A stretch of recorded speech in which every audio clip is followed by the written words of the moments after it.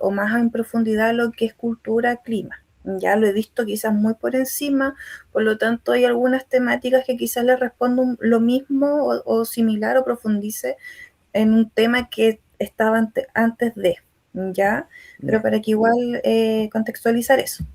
Así que eso, si quieres empezamos, no hay problema. ya vale. Ah, Cuando quieras nomás, Héctor, yo ya me puse a grabar, después voy cortando las partes innecesarias. ¿Estás lista, Aramsu? Vale. La idea de esta conversación es conocer un poco acerca de su experiencia como profesional y cómo ha vivido el trabajo dentro de las organizaciones. Ya, Y también cómo es su visión respecto a temas actuales como el bienestar laboral, los desafíos éticos y el impacto de la tecnología en el trabajo.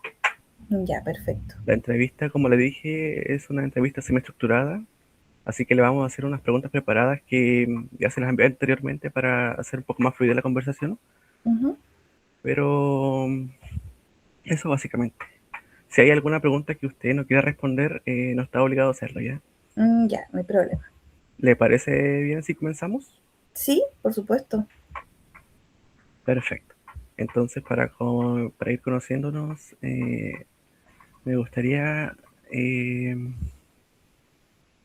hacerle la primera pregunta con respecto a su trayectoria profesional. Perfecto. ¿Podría describir brevemente la trayectoria que ha tenido y en qué tipo de organización se desempeñó en su última experiencia laboral? Ya, mira, bueno, para presentarme, mi nombre es Natalie Belmar, soy psicóloga dedicada al área organizacional especialmente.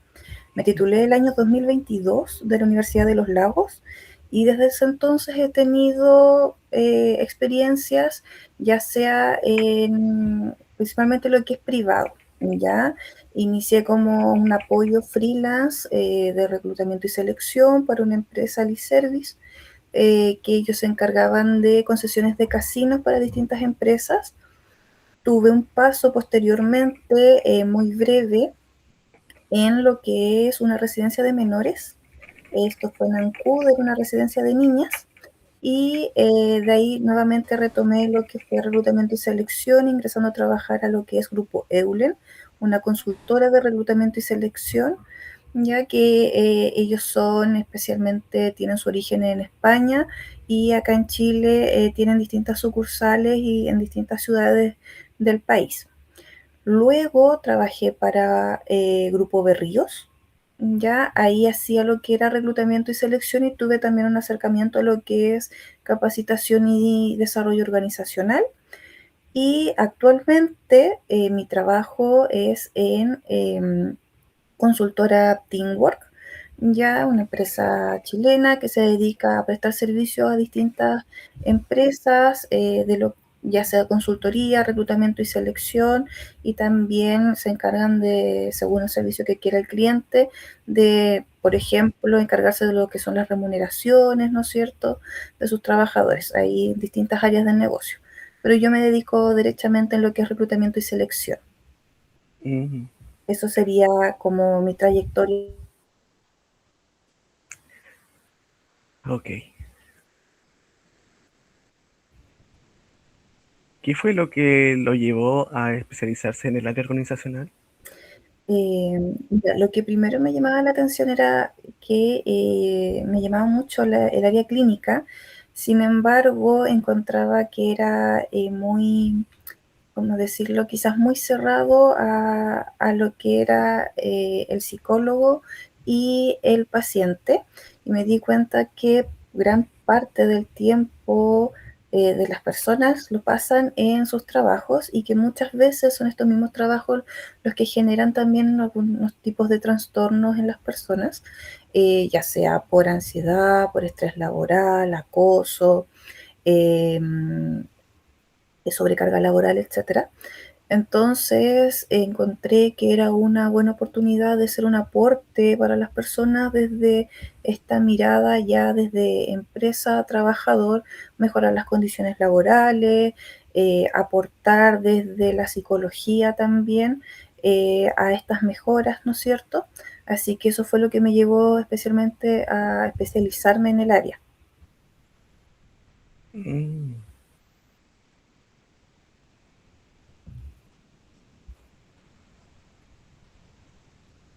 ¿Hubo alguna experiencia en su vida que lo hizo tomar esa decisión? Sí, yo creo que sí. Lo que pasa es que yo desde que salí de enseñanza media, ingresé a estudiar otra cosa, era un técnico relacionado a lo que es lo jurídico, y en paralelo comencé a trabajar. Y luego cuando dije ya no, mejor voy a ir por mi sueño que era psicología, y seguí trabajando en paralelo, me di cuenta que habían muchas cosas, especialmente en lo que era el área retail donde me desempeñaba, que generaban un desgaste intenso en los trabajadores. Y yo decía, pucha, ¿cómo no va a haber un área que se encargue de mejorar estas condiciones?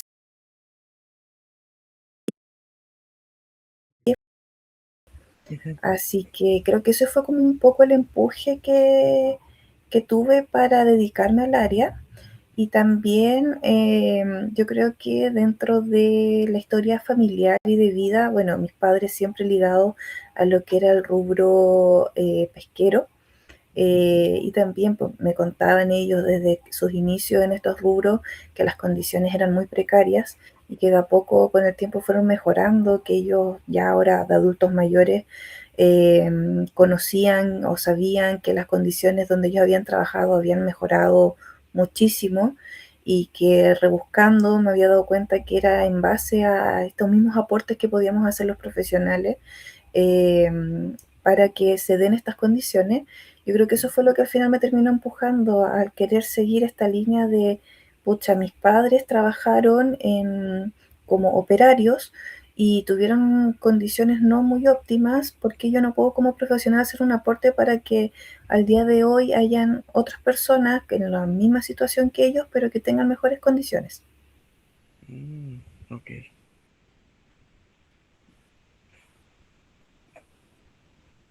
Al haberse dedicado a la psicología organizacional, ¿superó sus expectativas con respecto a Eh, esto? Sí, yo creo que sí, si bien como mi experiencia va más enfocada, o quizás mi fuerte está más en lo que es reclutamiento y selección, Ujú. también ha sido, yo creo que parte de todo un crecimiento y una ampliación de esta mirada que yo tenía. De repente, cuando uno está en la universidad o cuando se titula, sale con una mochila llena de sueños, creyéndose casi un superhéroe que tiene todas las herramientas para salvar al mundo. Se da cuenta que en el mercado no es tan así, pero que también depende de uno generar esos cambios, Ujú. ya sea porque, no sé, supongamos, hay un cargo X con una renta que está un poco baja, y obviamente bajo, no sé, la mirada actual social y económica, uno dice, pucha, está como muy al borde de lo que es el base, pero si veo que hay otra empresa que tiene las mismas condiciones y pago un poquito más, también dentro de mi rol yo puedo decirle a mi cliente, ya sea interno o externo, ya va a depender de dónde, con qué empresa estoy trabajando. En este caso, mi cliente externo, porque trabajo en una consultora, decirle, oiga, mire, la competencia tiene las mismas condiciones laborales, los mismos requisitos y paga un poco más. Podemos hacer el intento de subirlo y así dar con mejores candidatos, retener un poco el talento, y eso también me permite seguir un poco con este sueño de tener mejores condiciones laborales. Ujú. La renta hoy en día es una de las cosas que más genera de repente menoscabo en un trabajador, al saber que, no sé, no le va a alcanzar el mínimo para llegar a fin de mes, pero que 10.000 pesos más le puede hacer la diferencia si es que se cambia de trabajo o si Ujú. prefiere la otra oferta laboral. Mm, bien. Mirando su trayectoria profesional, ¿cuál considera que ha sido su mayor logro o el proyecto del cual más se siente orgullosa? Mira, volviendo al tema de que a mí me gustaba el área clínica, Ujú. pero me enfoqué más al área laboral por esto que le comentaba. Igual tenía un poco de miedo del área clínica, porque yo decía, y si no tengo las capacidades, y también entraba un poco ese como profesional junior de sentir que de repente no tenía todas las competencias necesarias para poder con un paciente o con una problemática. Y algo que a mí me marcó en mi carrera fue que dentro de estas primeras experiencias que tuve, el segundo día que llevaba trabajando en un equipo de trabajo, un colaborador salió de vacaciones y esa misma noche falleció en un accidente automovilístico, lo cual generó un impacto súper fuerte en los colegas, ¿ya? Y también en la jefatura porque era un joven que llevaba muchos años trabajando ahí. Él había partido haciendo su práctica del liceo, luego se quedó trabajando, estaba sacando o había sacado creo que el técnico superior y estaba por sacar la ingeniería. Y todos en esa misma línea, los mismos colegas habían visto el crecimiento de esta persona y también lo agradable que era esta persona porque no era simplemente un colaborador, era alguien que llegaba, saludaba a todo, bailaba, saltaba, entonces era un tremendo aporte para el equipo.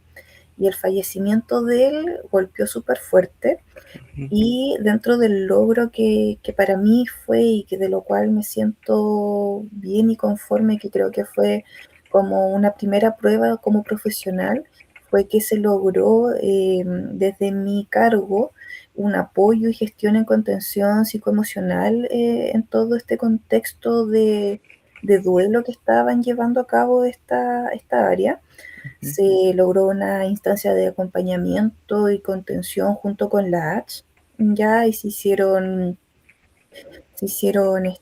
solicitudes con ellos, asistieron, levantaron información con la jefatura, con los compañeros, vieron el nivel de afectación que tenían y continuaron haciendo ellos todo un seguimiento y un apoyo como durante aproximadamente, no recuerdo si de 3 a 6 meses.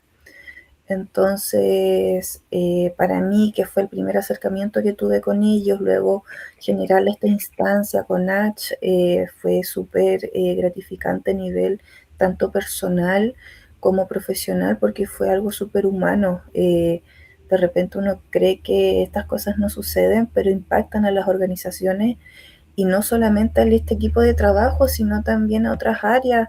Estaba, no sé, por ejemplo, recursos humanos que debía gestionar el pago de la remuneración y los años de servicio a la familia de este joven que había fallecido. Entonces, si se fijan, era un impacto para toda la empresa. Ujú. Qué triste y qué lamentable pérdida. Sí, fue bastante Sí, fuerte, especialmente para alguien que viene ingresando a una organización, fue impactante. sí. Y también la felicito por la gestión de la contención y el apoyo que pudo lograr en su ambiente. No debió Muchas ser fácil para nada. La verdad es que no. Para un Ujú, profesional que está iniciando, claro. fuerte. Uno espera que de repente le pongan como pruebas ya dadas, no sé, búscame este perfil que es un poco complejo, como algo más rebuscado, que es como planeado, pero estas cosas no se planean, suceden. Y que haya pasado justo ahí, de verdad que fue duro. Sí, qué choqueante. También me pareció muy complejo la situación. No, como que no logro imaginarme cómo debe sentirse estar en ese lugar de apenas llegar a la organización y que te toque una situación así. Así que por lo mismo la felicito. Y por eso igual les comparto esto, Ujú, porque en algún momento a mí también me pasó como estudiante. De repente uno cree que porque escoge una línea de especialización, ya sea clínica, organizacional, comunitaria, educacional, uno cree que se queda exento de otras áreas y no es así. Todas van de la mano y en el momento de tú ser psicólogo, por mucho que no estés especializado en las otras áreas, siempre tienes que tener bajo la manga tus cartas para ver cómo intervenir. Ujú. Que te puede pasar en cualquier área, te puede pasar en educacional, en comunitaria, como me pasó en mi en organizacional, te puede pasar en clínica, eh, y no hay que cerrarse nunca como a solamente lo que yo hago, para que eso igual lo Mm, tengan en consideración. vale, muchas gracias por compartir esta experiencia tan íntima. Cambiando de tema, pensando en futuras experiencias laborales que pueda tener, ¿qué características considera indispensables en una organización para decidir integrarse a ella? Mira, entendiendo que, bueno, mi experiencia más sólida, como le he repetido, es en reclutamiento y selección. Yo creo que debería tener, yo creo que dar posibilidades de desarrollo laboral, explorar otras áreas y yo creo que la verdad que tengo un enfoque más hacia desarrollo organizacional, que es Ujú, como una de las áreas que más me gusta, donde uno tiene otro tipo de acercamiento con los trabajadores, ¿ya? Porque desde reclutamiento y selección, si bien trabajas directamente con colaboradores, trabajas mucho también con candidatos y la respuesta siempre es como muy sí, no, continuamos. En cambio, en desarrollo organizacional, trabajando directamente en empresa, lo que tú ves es más macro, puedes ver muchas temáticas distintas, ujú. aportar desde otras áreas, entonces yo creo que eso tendría que tener posibilidades de desarrollo laboral, enfocarse más a desarrollo organizacional y permitirme crecer más como profesional. Ok. Pasando un poco más al rol dentro de la organización, ¿de qué manera se alineaban sus funciones y acciones con los objetivos estratégicos de la organización? Mira, aquí enfocándome directamente en mi rol actual en la consultora, Ujú, eh, ¿cómo se alinean mis funciones? Bueno, yo dentro del área de reclutamiento y selección, dentro de mis funciones, obviamente está el reclutar y seleccionar candidatos óptimos para los puestos de trabajo que me solicitan nuestros clientes, ¿ya? Y dentro del objetivo estratégico de la organización es exactamente ese, cumplir y suplir la necesidad de nuestros clientes. Nosotros nacemos o somos como empresa la solución para nuestros clientes. No podemos cerrarnos a que nos damos con el perfil o ustedes dan poco. Siempre entregarle una solución al cliente y ya sea si es que no estamos dando con un perfil porque, no sé, a nivel mercado está baja la renta, a ujú, nivel mercado están pidiendo un requisito que ya no es necesario. Todo esto siempre se puede conversar. Entonces, lo importante es dar con los candidatos en tiempo, en forma, y si no, retroalimentar al cliente para poder mejorar las condiciones, los requisitos y poder darle eso que ellos necesitan. Así que yo creo que eso sería cómo se alinea mi trabajo con eh, los objetivos que tiene la organización, en este caso la consultora. ok. Con respecto a, usted ha repetido harto acerca de reclutar y seleccionar, Ujú. y quiero saber su opinión. ¿Cuál es el desafío más grande al realizar procesos de reclutamiento en el contexto laboral actual? Mira, en el contexto actual, yo Ujú, creo que sobre todo, bueno, dar con los perfiles aptos para el cargo, eso siempre va a ser un desafío, pero algo más grande es que también se adecúen a la cultura laboral de la empresa, ¿ya? Por ejemplo, tenemos un cliente que es una empresa, ¿cómo decirlo? Súper familiar internamente. No es una empresa muy grande, pero que igual tiene harto flujo de personal. Y ya sea las jefaturas, supervisores, igual son personas mayores, sobre, no sé, 40, 45 años, que de repente tienen una forma de decir las cosas un tanto, no sé si fuerte, pero que para las generaciones actuales, especialmente, no sé, hablo de jóvenes 19, 20, 22, 24 años, suele ser un poco fuerte y generar o herir a ciertas sensibilidades. Ujú. Ejemplo, en una planta de proceso estar con el teléfono está prohibido porque estás manipulando alimentos, puedes contaminar algún área, ya que el teléfono sabemos que hasta en el baño de repente uno lo usa. Em, entonces, un supervisor puede llegar perfectamente, como son personas mayores que están acostumbrados a tener un tono más fuerte, decir, oye, guarda eso. Y una persona de la misma edad lo va a guardar y ya. Y eso es parte de su cultura, que te digan simplemente, oye, guárdalo. Sin un por favor, sin, oye, disculpa, guarda eso. No, oye, guárdalo. Pero una persona, como te digo, de las generaciones actuales que son un poco más sensibles, lo pueden tomar como que me gritó, me está acosando, me está persiguiendo, que nos ha Mm, pasado. Entonces, ¿qué hacen? Responden, que no me griten, que reclaman que no es la forma.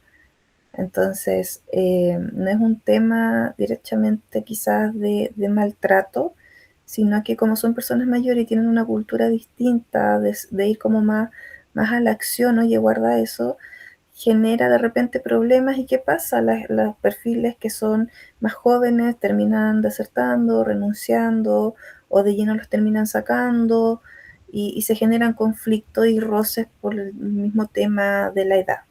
Entonces, ¿qué optamos nosotros de repente a hacer? Ver bien qué los supervisores son, quizás tirarnos a perfiles con una edad un poco más alta, no sé, 28, 30, 35 años, para que no ocurran estos inconvenientes y eso igual nos dificulta al momento de llamar o de contactar a los candidatos porque dejamos afuera igual otro grupo que quiere trabajar, pero es que como son perfiles tan operativos, profundizar tanto en cómo sería, si es que se juntan con un supervisor así, quizás nos quitaría más tiempo. Yo creo que eso es como uno de los mm, desafíos más grandes, hacer que el perfil, aunque sea muy apto, también se adecue a cómo es la cultura dentro de la empresa. vale.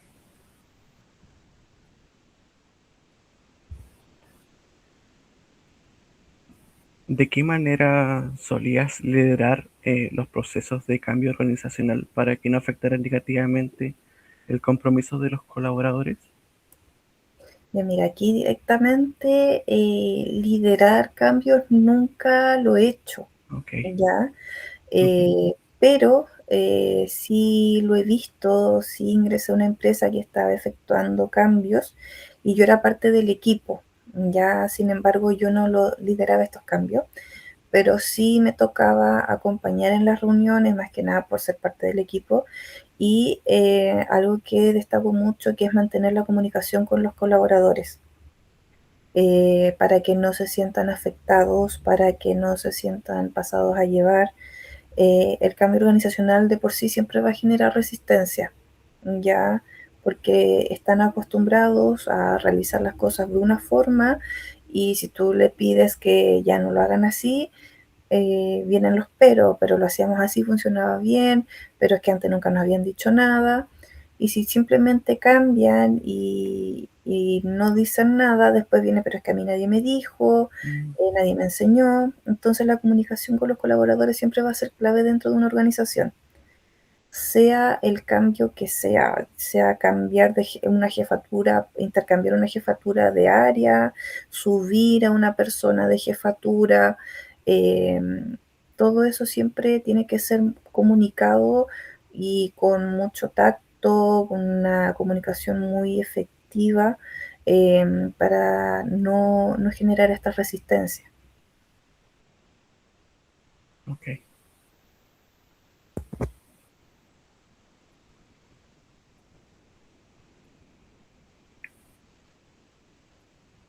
¿Cómo solías diseñar los planes de capacitación orientados a cerrar brechas de competencias y aportar efectivamente al desarrollo organizacional?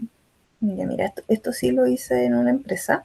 Ujú. em, estaba, estaba en el área de cultura, ya veía todo lo de capacitaciones, de hoy también reclutamiento y selección, Y dentro de capacitación lo que se nos hacía era que yo debía ir directamente con las jefaturas a levantar las necesidades de capacitación.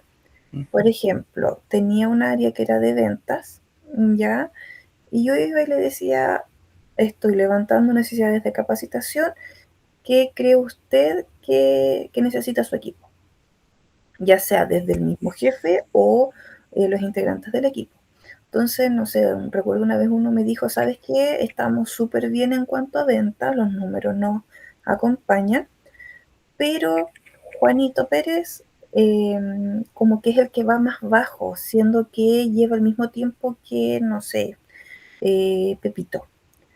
Ok, ya, y yo dije, entonces tendría que ser una capacitación relacionada como a ventas, a comunicación con el cliente.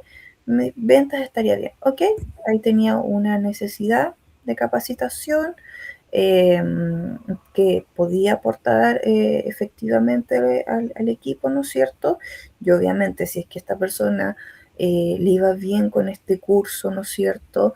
Lograba mejorar sus ventas, iba a ser un tremendo aporte a la organización, tanto en números como también para el equipo, porque probablemente si él perdía un cliente, ese otro cliente se iba a cargar de otro vendedor, le iba a generar una sobrecarga a ese vendedor. Entonces era un aporte para todos. Y así con muchas áreas, de repente nos pasaba en el área de contabilidad, que una vez el jefe nos dijo que estaban también súper bien, sacando sus cuentas súper bien con Excel, pero ellos al momento de pedir reporte querían más gráficos y que no todos manejaban Excel avanzado y estaría bueno que se generen cursos de Excel avanzado para ver todo el tema de los gráficos y todas estas cosas. Entonces, ok, se realizaron cursos de Excel avanzado, pudieron generar mejores reportes y como el mismo equipo reportaba al jefe y el jefe reportaba al gerente, también era todo un desarrollo para la organización también.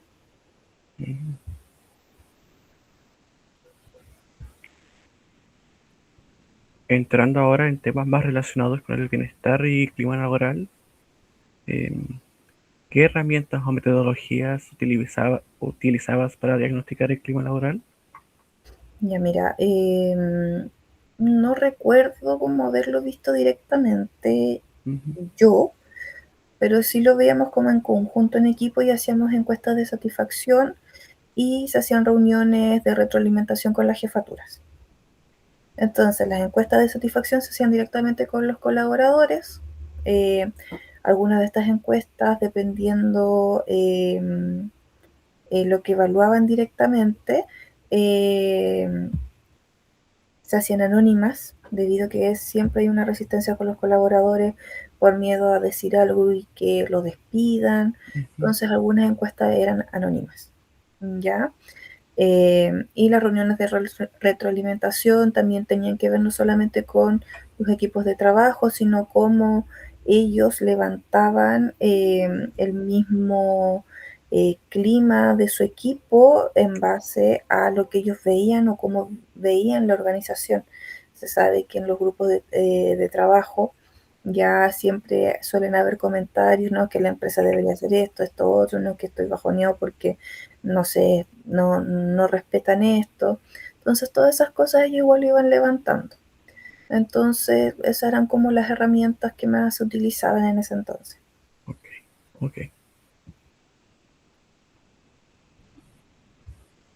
¿Qué estrategias utilizabas para prevenir el estrés laboral dentro de la gestión de personas? Mira, directamente yo no trabajaba en esto, ya, pero te podría dar como ejemplos adecuar las jornadas laborales según las tareas que uno tenga. Por ejemplo, en, en mi actual trabajo somos un equipo chiquitito de psicólogos. Entonces, de repente, por afinidad nos dividimos los clientes y por lo tanto vemos distintos cargos según el cliente que nos toca. para no generar este estrés laboral de repente, porque en nuestro caso nos damos con el perfil, nos damos vuelta en los mismos candidatos, de Ujú. repente llega un punto es que es como, ¿sabes qué? Rotemos. Eh, Te ayudo con un cliente o con un cargo, ayúdame con este. Y no sé, de repente nos ha pasado con mis colegas que estamos, no sé, 3 días con un cargo y no lo podemos sacar y llega el otro colega y lo saca en una mañana. Mm. Y es como, chuta, ¿por qué yo no lo vi? Y es porque el mismo estrés te bloquea. Entonces, generar estas instancias de cambiar las labores, yo recuerdo igual que cuando estaba como trabajadora, como vendedora en una tienda, eh, como las son multifunción, entonces un día tenía que reponer, otro día vendía, otro día en bodega, entonces igual te va como sacando de la rutina, sacándote de este estrés que de repente es solamente atender clientes, solamente ordenar la bodega, entonces Mm. te hace más amena la jornada y te baja también esta carga laboral. Ok.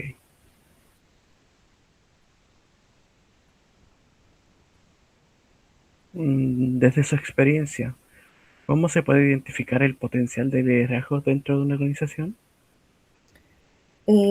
Dentro de mi experiencia, yo creo más como reclutamiento y selección, lo que yo más he visto dentro de los candidatos es su capacidad de toma de decisiones, la forma en que se comunica, Ujú. la forma en que resuelve los conflictos, cómo impacta en un grupo, ya sea positivo o negativo, ese impacto, su proactividad e iniciativa.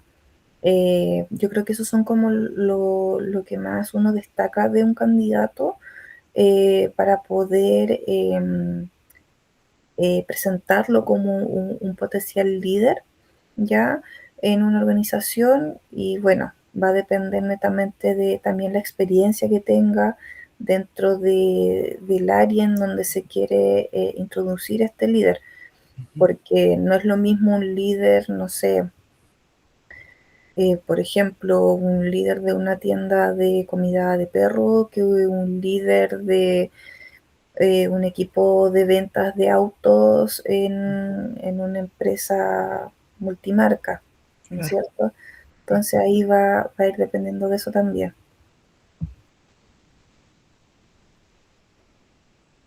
Si es posible, ¿podría contarnos brevemente algún conflicto grupal que le haya tocado mediar? ¿Cuál fue su enfoque de intervención? Eh, Yo creo que a conflicto grupal, ahí vuelvo a retomar el caso de este chico fallecido, Ujú.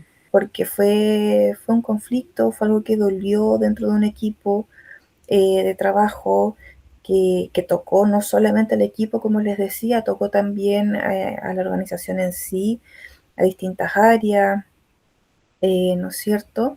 Y el enfoque fue obviamente todo dentro de un enfoque de duelo, sostener a estos muchachos que habían quedado sin el colega. Yo Ujú. creo que volvería a tocar el mismo tema, yo creo que se une un poco con el primero, o sea, con la primera pregunta que respondí al respecto. Ok. Desde una mirada más personal de la profesión, ¿cómo cree que un psicólogo organizacional puede equilibrar la carga emocional del trabajo sin descuidar su propio bienestar? Mira, aquí yo creo que hay dos cosas. La primera, yo creo que todas las personas, independiente la profesión, la formación, deberían tener un psicólogo de cabecera, o por lo menos una vez en la vida ir a un psicólogo bueno, Ujú. porque hay psicólogos que yo digo que dejan que desear, ¿ya? O por lo menos que se adapte un poco a lo que la persona busca. Eh, Uno como psicólogo también tiene sus herramientas, ya como eh, uno sale, recuerdo un día una amiga, le dije que no me sentía bien, estaba pasando por un tema, no era muy delicado, pero me complicaba, y me dijo, pero abre tus apuntes y repasa. Suena súper penca, súper pesado, Pero, pucha, yo en el fondo lo que pensando dije, pucha, sí, pues tengo las herramientas, ¿por qué no las tomo? Sí, las tengo ahí. Y claro, después de un tiempo me di cuenta que, bueno, era un vaso de agua, busqué soluciones, así que yo creo que eso, ir a tener su buen psicólogo de cabecera, ocupar las herramientas que uno ya tiene, y lo otro que igual es bueno, también, tanto para un psicólogo como para otra persona, tener también tus hobbies, tus actividades extra programáticas que te saquen de sí. Yo soy súper ansiosa, por ejemplo, soy como muy, ¿cómo decirlo? Perfeccionista. Entonces, de repente, cuando estoy muy colapsada de pega, me quedo fuera de la jornada, me quedo hasta tarde, me llevo pega para la casa, hasta que un día dije, ya no, me estoy colapsando, no me va a ir bien, me puse a entrenar, hago, bueno, hacía CrossFit porque ahora con bebé no puedo, eh, y eso igual me ayudó bastante a equilibrarme, bajar la carga emocional, la ansiedad y todo. Así que yo diría que eso. Ok. Ahora quisiera abordar algunos desafíos más actuales del área. Ujú. En muchas organizaciones existen tensiones entre los intereses de la empresa y el bienestar de los trabajadores. ¿Cómo maneja usted un dilema ético en ese contexto? Em, los dilemas éticos. Mira, una vez estaba, creo que en cuarto año, y una profesora nos comentó que ella trabajaba en una salmonera, si mal no Ujú, recuerdo, y ella, su rol era intervenir entre la empresa y, y los trabajadores, y el sindicato. Entonces, un 24 de diciembre, el sindicato estaba pidiendo salir, no recuerdo si era 1 o 2 horas antes. Eh, y ella habló con el gerente, ¿no es cierto? O con los encargados de resolver todas estas solicitudes, y la ujú, respuesta fue negativa, cosa que ella pensaba que esa cantidad de tiempo no iba, y en realidad era muy poco tiempo, no pensó que iba a ser algo complejo para la empresa. Sin embargo, estas personas encargadas sacaron papel y lápiz y le mostraron la cantidad de pérdida que iban a tener si es que dejaban salir a estos operarios antes de que finalice la jornada. Entonces, claro, el número era bastante grande en cuanto a producción. La ujú. negativa fue rotunda y a ella le molestó mucho porque ella desde su cargo en sí, su profesión, era velar por el bienestar de los trabajadores, que los trabajadores querían llegar temprano, era Nochebuena, querían hacer su cena, era pasar un poco más de tiempo con sus seres queridos. Sin embargo, ella trabajaba para una empresa y, y entró en este conflicto y al final no tuvo otro remedio que dar la respuesta que le dio la empresa. Entonces yo dije, pucha, qué lata, ¿no? Yo hubiera hecho tal cosa y me pasó un montón de rollos en esta como mirada de superhéroe que de repente uno tiene como estudiante o como profesional, de que de repente quizás se las sabe todas, hasta que me tocó algo similar. Em, Llevaba poco tiempo trabajando en reclutamiento y selección. Teníamos una licitación, que es cuando tú prestas servicio a una empresa y te haces cargo de un servicio en sí y te cargas de todo lo que conlleva ese servicio, el personal, el liderazgo, las remuneraciones, todo. Entonces, mi misión como reclutadora era evaluar a las personas que te habían tenido la licitación anterior para ver si continuaban con nosotros. Hasta ahí todo bien. De repente nos dicen que las personas deberían cumplir con tal requisito, entre esas mínimo saber leer y escribir.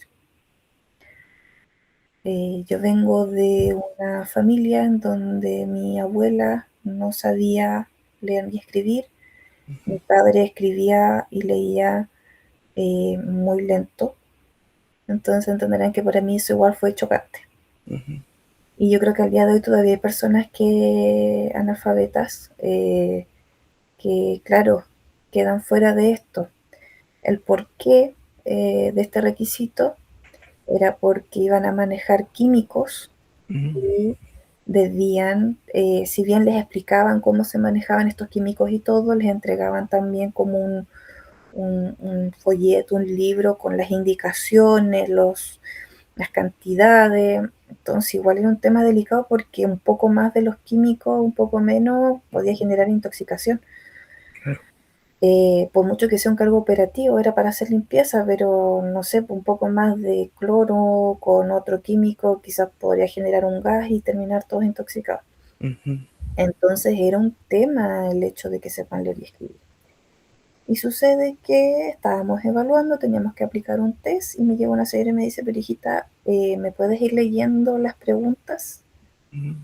Y yo dije, ok, ya se las leí, tiene que marcar sí o no. ¿Y cuál es el sí, cuál es el no? Yo le digo acá el sí y el no, pero me dijo, ¿cuál es cuál? Porque me dijo, yo no sé leer ni escribir.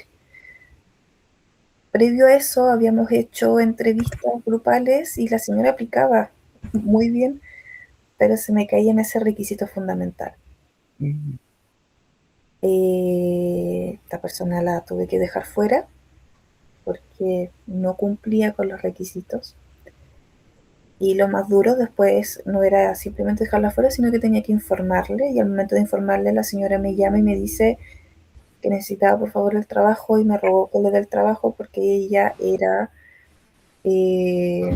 jefa de hogar y cuidaba a su hermano postrado y a dos menores Mm. de edad porque si no los cuidaba ella, los derivaban al Senado. O sea, imagínense la carga y la presión que Mm. tenía. Si para mí era para hacer aseo, yo decía, ¿por qué tanto requisito? Pero no podía, porque yo estaba trabajando para una empresa, yo dependía de ese sueldo, no tenía mucha experiencia laboral, por tanto tampoco me podía dar el lujo de llegar e irme, tenía Ujú. que pagar también la olla. Entonces, claro, ahí choca un poco la ética. ¿Qué hice fuera de eso? Como tenía los datos, traté de apoyarla buscando como en otros lugares y ese fue otro tema, pero eso lo hice desde mi ética, mi moral, pero ya más como persona, no tanto como profesional, porque fue un tema delicado y que también uno los ve en reclutamiento y selección, en de hoy, los ve desde el cumplimiento de las funciones. Entonces, para que igual ahí los tengan ahí estos ejemplos para darle una vuelta. Ujú. Qué complejo. Em, ¿Cómo vivía la dualidad de trabajar para la empresa y al mismo tiempo velar por el bienestar de los trabajadores? Es que es manejable porque al final Mm. tú sabes que trabajas para una empresa, pero que tu Ujú. labor está orientada al bienestar de los trabajadores, como cuando le decía que trabajaba o vi temas de capacitación. Eh, si bien yo trabajaba como psicóloga para X empresa y veía estos temas de capacitación eran en pro para los mismos trabajadores. Eh, Así que no era como que me genera algún tipo de conflicto, como de estoy de un bando o estoy del otro. Ujú. No había ningún tipo de incomodidad con eso. Yo lo veía como un pro el hecho de que qué rico que la empresa se encargue de contratar a alguien, que en este caso era yo, para generar instancias de bienestar para los trabajadores, porque saben que si el trabajador está feliz, la empresa también va a ser productiva. Entonces, no me generaba mayor incomodidad eso. Ok.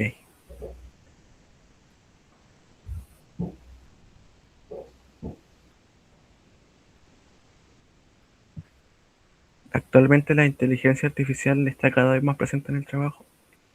Desde su experiencia, ¿qué impacto ha tenido en los procesos organizacionales y cómo cree que se puede cuidar la ética en su uso? Mira, donde más me ha tocado ver el tema de la inteligencia artificial en los procesos de reclutamiento y selección. Actualmente hay plataformas que te entregan o te facilitan las aplicaciones de test psicolaborales o psicológicos y te entregan un informe completo del postulante.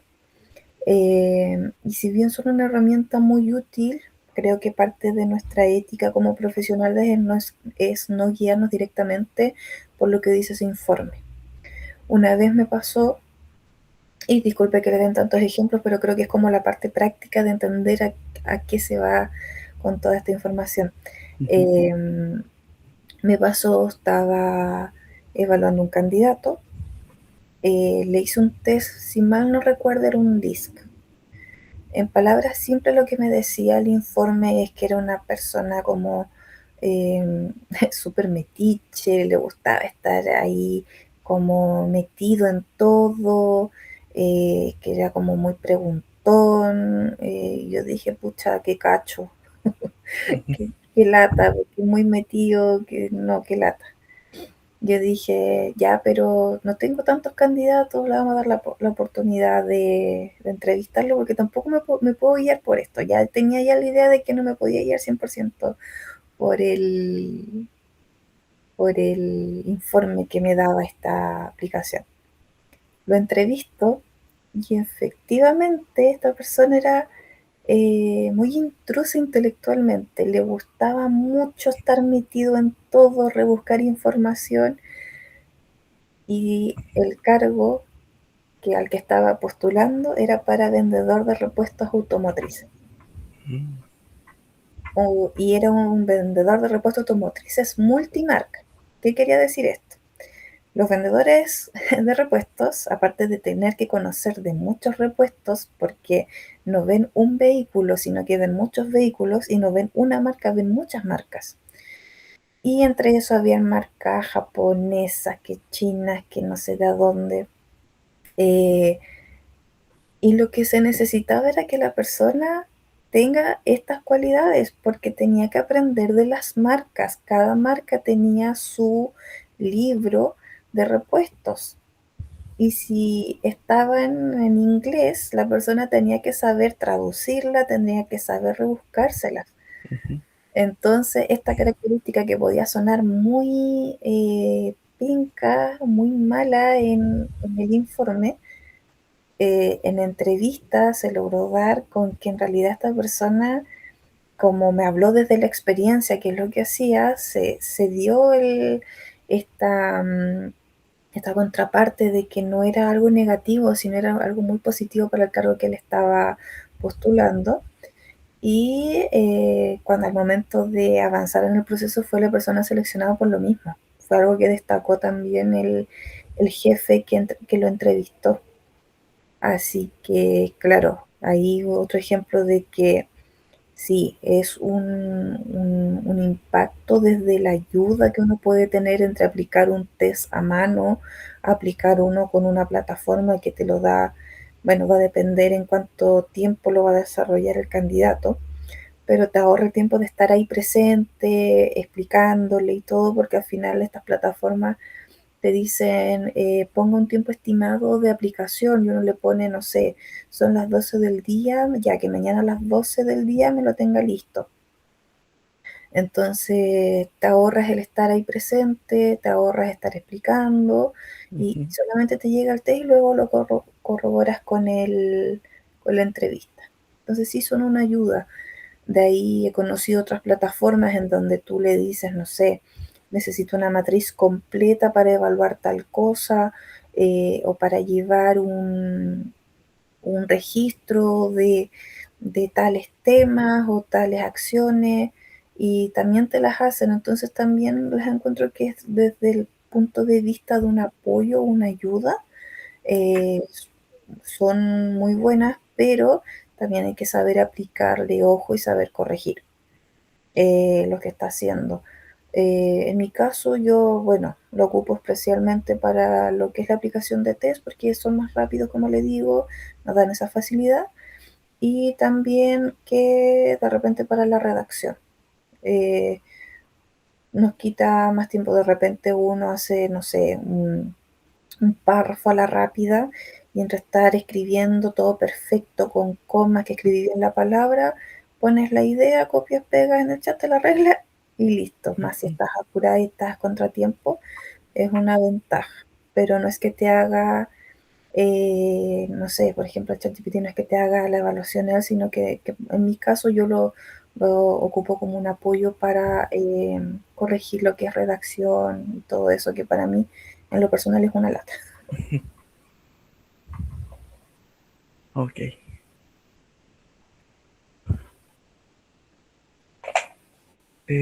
Por cuestiones de tiempo, porque la entrevista dice que va a finalizar en unos 3-4 minutos, Ujú. eh, vamos a cerrar las preguntas hasta aquí Ok, y le agradecemos mucho por el tiempo que se dedicó a estar en esta reunión, la disposición y la bueno, experiencia que compartió con nosotros. ya, pues, La información que nos acaba de entregar será de gran ayuda para nuestro trabajo y también para comprender mejor el rol del psicólogo organizacional. ¿Hay perfecto. algo que le gustaría agregar? ¿Comentario final? No, si tienen alguna duda, consulta que tengan posterior a la entrevista, previo a entregar su trabajo, Ujú. tienen mi número de contacto, me pueden hablar, no tengo ningún problema. De repente demoro en contestar, pero no hay ningún problema con eso. Ujú. Ya, si quedó alguna pregunta, igual se las puedo responder por audio, no hay inconveniente. Ok, Ya, o si de repente igual necesitan que, no sé, que asista a su universidad a dar alguna charla o algo respecto de casos o lo que sea, igual no hay problema. ok. Muchas gracias por esa disposición. Bueno, La vamos a tener en consideración. ya pues, Ujú. no hay ningún problema. Ok, no hay problema. Ya pues ahí me cuentan cómo les va, sáquense un 7. Gracias. Mucho gusto. Bueno, que estén muy bien. Vale. Envíenme la información que les comentaba, Ok. Lo respecto al... el consentimiento. Sí. Vale. Ya pues, Ya, vale. chao. Gracias. Chao. Bueno, chao, chao.